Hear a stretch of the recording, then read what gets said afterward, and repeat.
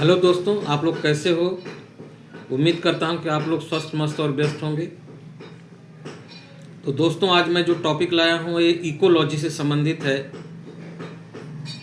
और इकोलॉजी में जो नीट बायोलॉजी चल रही है, इसमें मैं जेनेटिक्स बताया था, इवोल्यूशन बताया था और कुछ और लेक्चर था। इसमें आज के क्रम में इकोलॉजी के बारे में बता रहा हूं। तो सबसे पहला प्रश्न है बेटा, देखो बच्चों, कस्तूरी हिरण परियोजना 1974 में प्रारंभ की गई थी। कस्तूरी हिरण परियोजना 1974 में प्रारंभ की गई थी। कहाँ पर तो की गई थी?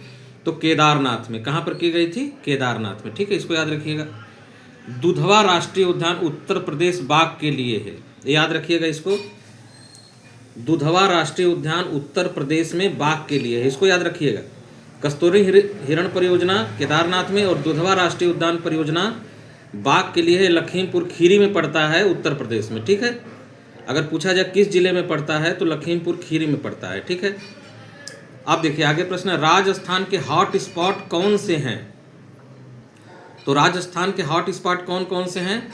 भरतपुर, मील, सरिस्का वन व थार रेगिस्तान। कौन कौन है? राजस्थान के हॉट स्पॉट कौन कौन से हैं?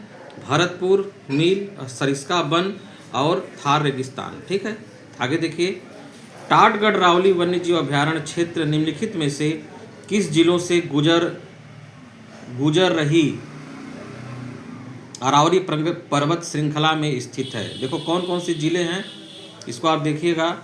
टाटगढ़ रावली वन्यजीव अभयारण्य क्षेत्र निम्नलिखित में से किन जिलों से गुजर रही है? अरावली पर्वत श्रृंखला में स्थित कौन कौन से जिले जिसे टाटगढ़ रावली वन्यजीव अभयारण्य जाता है? तो अजमेर है, पाली है, राजसमंद है। कौन कौन से जिले हैं? अजमेर है, पाली है, राजसमंद है। ठीक है, फिर आगे देखिएगा, उड़ीसा में स्थित चिलिका झील के लिए प्रसिद्ध है। किसके लिए प्रसिद्ध है? पक्षियों के लिए। उड़ीसा के पूर्वी तट पर पुरी, खुर्द तथा गंजाम जिलों में फैली है। किस किस जिलों में फैली है? पुरी में फैली है, खुर्द में फैली है और गंजाम जिलों में फैली है। एक राष्ट्रीय उद्यान में किसी संरक्षित जंतु की अत्यधिक संख्या से संभव है अंतर जातीय प्रतियोगिता। तो क्या संभव है? अंतर जातीय प्रतियोगिता। एक राष्ट्रीय उद्यान में किसी संरक्षित जंतु की अत्यधिक संख्या से संभव है अंतर जातीय प्रतियोगिता, inter specific competition, inter specific commission. अब देखिए, WWFN किसके संरक्षण हेतु संकेतक है? तो WWFN हैज लोगो, कौन सा लोगो रखता है? ज्वाइंट पांडा का। WWFN किसका संकेतक है? ज्वाइंट पांडा का। देखिएगा, WWFN एक अंतर्राष्ट्रीय गैर सरकारी संस्था है जिसकी स्थापना अप्रैल 1961 में हुई थी। क्या है बच्चों?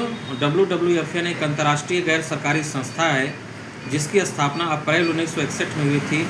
यह संस्था जैव विविधता के संरक्षण से संबंधित है। यह संस्था जैव विविधता के संरक्षण से संबंधित है। इसे अब world wide fund for nature के नाम से जानते हैं। किसके नाम से जानते हैं? World wide fund for nature. इसका मुख्यालय स्विट्जरलैंड में है। इसका मुख्यालय कहाँ पर है? स्विट्जरलैंड में है। इस संस्था का संकेतक ज्वाइंट पांडा है। मुख्यालय रूवेनी ग्लैंडवार्ड, स्विट्जरलैंड। कहाँ पर है? रूवेनी ग्लैंडवार्ड, स्विट्जरलैंड। ठीक है, अंतर्राष्ट्रीय और सरकारी संस्था 1961 में हुई थी। मुख्यालय कहाँ है?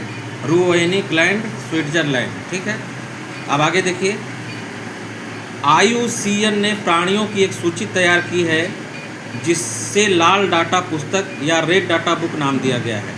इसमें प्राणियों की विभिन्न श्रेणियों में प्रदर्शित किया गया है तथा प्रत्येक श्रेणियों को अलग अलग पत्रों में स्थान दिया गया है।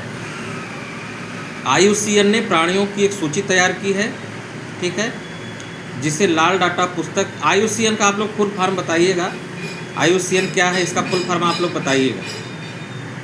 प्रत्येक श्रेणियों में अलग अलग पत्रों में स्थान दिया गया है। तो कौन कौन से हैं? पहला है संकटापन। संकटापन को हम बोलते हैं इंडेंजर्ड। इस संकटापन को क्या बोलते हैं? इंडेंजर्ड। इसको हम रेड डाटा बुक में रखते हैं, रेड सीट में रखते हैं, लाल पत्र। फिर है सुभेद। सुभेद को अंबर पत्र में रखते हैं, और दुर्लभ रेयर को श्वेत पत्र में रखते हैं, वाइट में।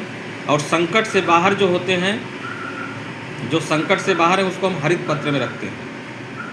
संकट से जो बाहर है उसको किस में रखते हैं? हरित पत्र में रखते हैं, ठीक है। फिर आगे देखिएगा,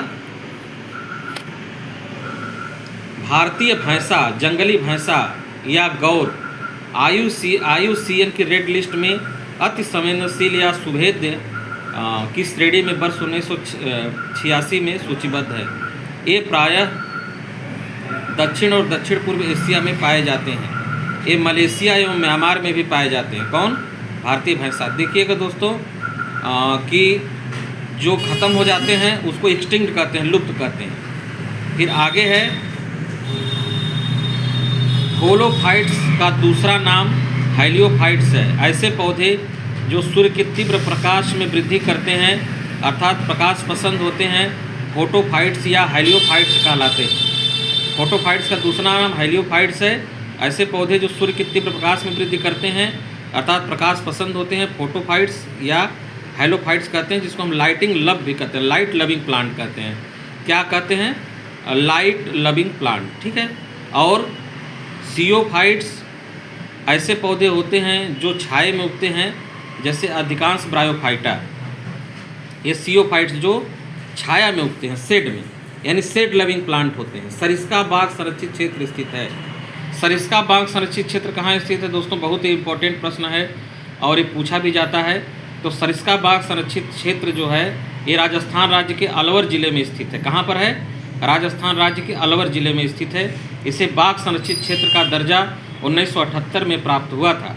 यहाँ बाघ के अतिरिक्त अनेक जंगली जीव जैसे तेंदुआ, जंगली बिल्ली, नीलगाय, जंगली सुअर, 4 सींग वाला मृग, चिंकारा, सांभर, रिसस बंदर आदि पाए जाते हैं। सरिस्का बाघ संरक्षित क्षेत्र राजस्थान राज्य के अलवर में है और अनेक जीव तेंदुआ, जंगली बिल्ली, नीलगाय, जंगली सुअर, 4 सींग वाला मृग, चिंकारा, सांभर, रिसस बंदर आदि पाए जाते हैं। चंद्रप्रभा अभ्यारण्य भारत के किस राज्य में स्थित है? चंद्रप्रभा अभ्यारण्य बहुत इंपॉर्टेंट प्रश्न है, इसको आप लोग अपने नोट्स बुक में जरूर लिखिएगा। उत्तर प्रदेश के चंदौली जिले में है। चंद्रप्रभा से चंदौली याद रखिएगा, उत्तर प्रदेश के चंदौली जिले में है। कहाँ पर? उत्तर प्रदेश के चंदौली जिले में है चंद्रप्रभा अभ्यारण्य, ठीक है।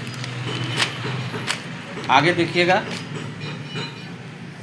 Which one of the following is highly dangerous radio active pollutant? सबसे अधिक खतरनाक रेडियो एक्टिव पोल्यूटेंट कौन है? तो सबसे अधिक खतरनाक रेडियो एक्टिव पोल्यूटेंट है स्ट्रांसियम 19। कौन है? स्ट्रांसियम 19। फिर आगे देखिएगा, देखिए सभी नाभिकीय विस्फोटों के द्वारा प्रायः 5% रेडियोधर्मी स्ट्रांसियम मुक्त होता है, जिसमें जल, वायु तथा भूमि का प्रदूषण होता है। यह घास तथा शाकों में प्रवेश कर जाता है और इस प्रकार यह दूध देने वाले पशुओं के द्वारा तथा मांस के द्वारा मनुष्य के शरीर में पहुंच जाता है।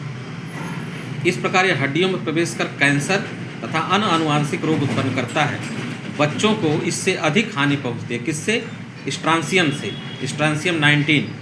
यह जो होता है रेडियोधर्मी होता है, जो शाकाहारी और मांसाहारी दोनों लोगों में चला जाता है। दूध के माध्यम से भी चला जाता है और साथ ही मांस के माध्यम से भी चला जाता है। Which one of the following is one example of symbiosis? कौन एग्जाम्पल है सिम्बायोसिस का? सिम्बायोसिस का एग्जाम्पल है लाइकेन। सिम्बायोसिस का एग्जाम्पल कौन है? लाइकेन। लाइकेन को क्या बोलते हैं? सिम्बायोसिस का एग्जाम्पल है लाइकेन। वातावरण के समय जंतुओं के संबंध में अध्ययन करने को कहते हैं। Study of animals in relation to the environment is known as. इसको हम क्या बोलते हैं? स्वपारिस्थितिक,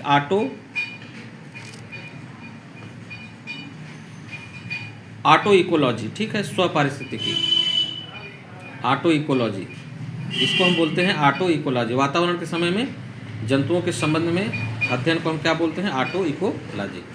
अब यहाँ पर देखिए इसका विश्लेषण किया गया है। किसी एक प्राणी या किसी एक जाति के प्राणियों का विकास क्रम पर वातावरण के प्रभाव का अध्ययन स्वपारिस्थितिकी कहलाता है।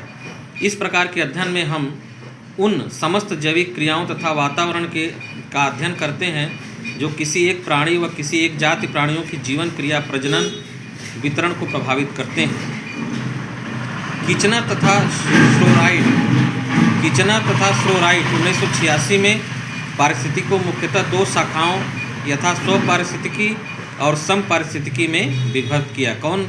किचनर और डोरोइटर ने 1896 में पारिस्थितिकी को मुख्यतः दो शाखाओं में विभाजित किया, एक स्वपारिस्थितिकी और एक समपारिस्थितिकी। ठीक है बच्चों, नेक्स्ट में मिलेंगे आपसे। धन्यवाद सभी को।